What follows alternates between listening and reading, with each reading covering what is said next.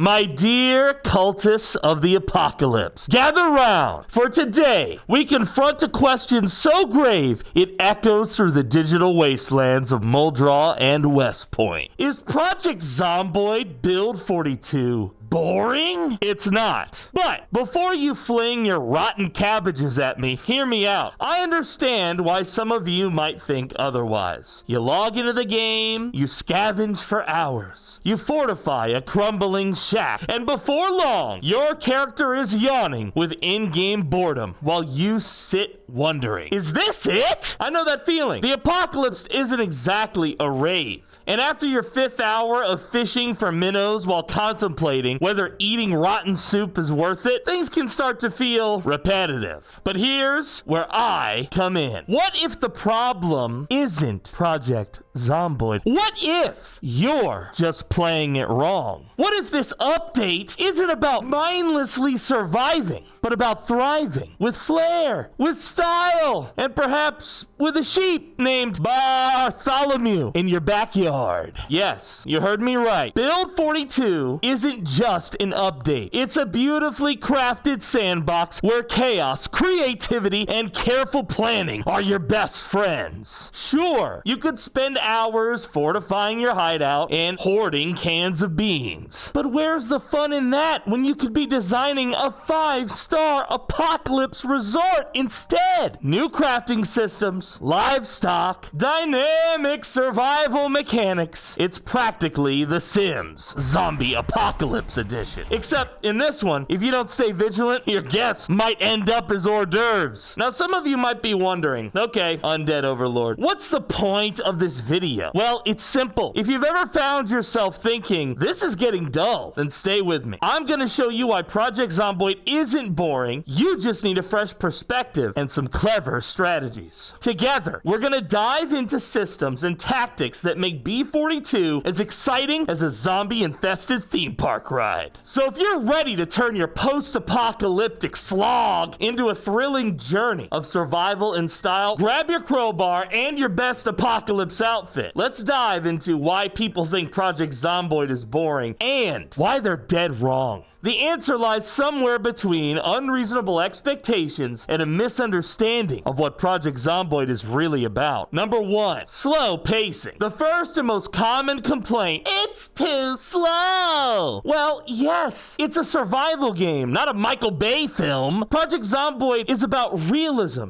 immersion, and the gradual progression from scavenger to survivor to apocalypse architect. Sure, you won't find explosions every 5 seconds, but you will find some tense moments, quiet reflection, and the creeping dread of knowing that even just one mistake could be the end of your run. So here's the thing. If you're playing the game expecting instant action or mindless zombie bashing, you're missing the point. Zomboid thrives on the slow burn. The anxiety of creeping through an empty neighborhood, wondering if the latest groan that you've heard came from a zombie or your stomach. That's what makes it fun. Complaining about the pace in Project Zomboid is like complaining that chess doesn't have enough jump scare. The next big gripe, there's no clear objectives. And again, this is true. Unlike games that hold your hand and point you towards the next quest, Project Zomboid leaves you to figure things out for yourself. It's an open-ended sandbox designed to let you set your own goals. Want to build a fortress? Go ahead. Prefer living off the land in a forest cabin? Be my guest. Feel like spending hours collecting every spoon in the game? Weird flex, but okay. The lack of direction is actually a feature, not a bug. Project Zomboid invites creativity and imagination. If you're bored, it might be time to stop thinking like a player and start thinking like a survivor with a flair for storytelling.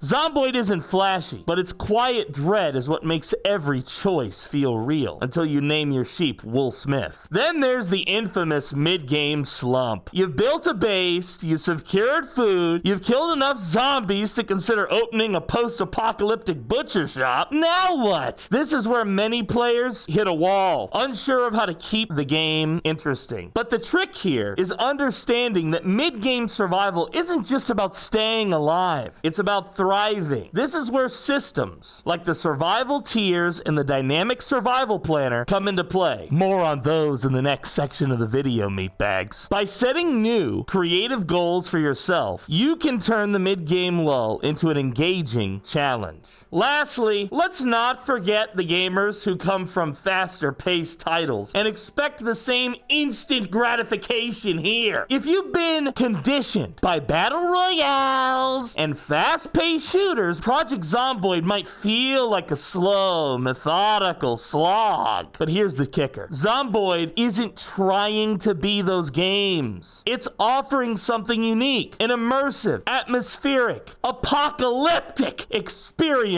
where every decision matters. If you want constant action, try a different game. But if you're ready to embrace a world where boredom itself becomes part of the challenge, where you have to create your own excitement, you'll find that Project Zomboid isn't boring at all. Now that we've debunked the myth that Project Zomboid is boring, it's time to dive into the systems and strategies that I use that will keep your experience exciting, immersive, and endlessly rewarding. Let's start with one of the most effective tools for turning mundane survival into a thrilling and strategic journey: the survival tiers system. The survival tiers framework draws inspiration from Maslow's hierarchy of needs, but with fewer motivational speeches and more flesh-eating zombies. It's designed to help players progress logically from desperate scavenger to apocalypse overlord. Here's how it works. Tier 5, immediate survival, aka scavenger mode. Your first few days in Project Zomboid are all about staying alive. The key tasks here are finding shelter, scavenging for food, and securing a water source. It's not about thriving here. It's about not dying while trying to open a can of beans with a spoon. Now, the key is simplicity. Keep moving, avoid any unnecessary risks, and don't die because you prioritized a bag of chips over a zombie-free safe house. Tier 4, safety and stability, aka fortify and stabilize. So once you're past those initial panic phases, it's time to start thinking long term. You're gonna need to build a secure base. You're gonna need to gather the proper weapons, and you're gonna need to ensure that you have the most basic medical supplies. Now, don't hoard too much in one place, unless you enjoy watching your life's work burned down after one unlucky horde encounter. Congratulations! You've officially unlocked post-apocalyptic Pinterest board. Just don't pin too much in one place. Tier 3, sustainability, aka harvest and sustain. Here's where things get interesting. Sustainability is all about turning your temporary refuge into a self-sufficient fortress. Now is the time to begin setting up farming, starting your fishing, and finding renewable energy sources. This tier separates the casuals from the committed. Growing crops isn't just about survival, it's also about status. Congratulations, you've officially unlocked post-apocalyptic homesteader mode. Just don't forget to actually eat what you grow. Tier 2, comfort and efficiency, aka build and thrive. Now it's time to live a little. You're gonna build your advanced crafting stations. You're gonna decorate your base, and you're gonna establish a thriving community if you're in multiplayer. This is really where multiplayer dynamics come into play in a big way. You can start to assign roles to your friends and delegate tasks like you're running a zombie-themed summer camp. Sure, the world ended, but that doesn't mean your kitchen shouldn't have matching curtains. Tier 1, long-term growth,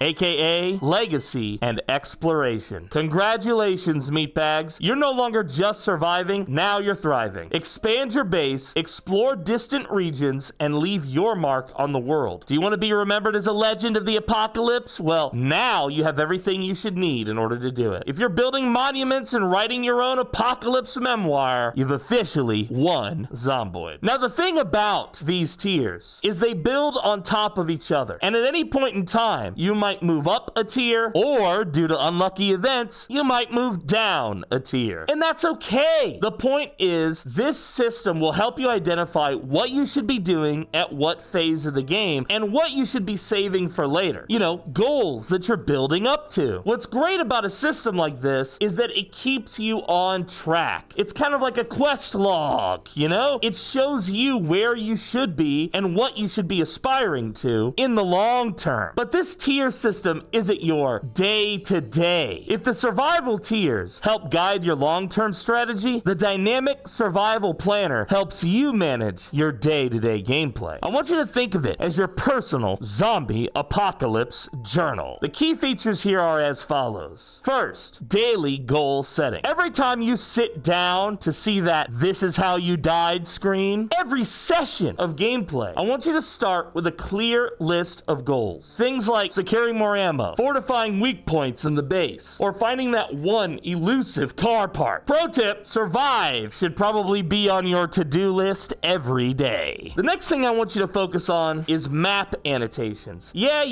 I know. You find annotated maps all the time, but this is time for you to create an annotated map. When we drive past something interesting, we have a tendency to immediately get distracted, to pull over, and to investigate. But unless it's fresh food, it can wait. I want you to start using your map as your day planner. When you find something interesting, drive down the road a little bit to a safe location, open up that map, hit F2 in order to pause the game in single player, and then I want you to make a map notation. Use a little symbol to mark the exact location. Put a note in different colors. Personalize it. Last time I was here, I almost got eaten. Let's not repeat that, you wrote in red. This is going to add an immersive roleplay element to your gameplay that's going to make your world feel alive, and it's going to help you keep track of important progress. The beauty of the planner is in its flexibility. If a sudden horde migration messes up your plans, you can adapt on the fly. It's like planning a vacation, except instead of beaches, you're mapping out places to die.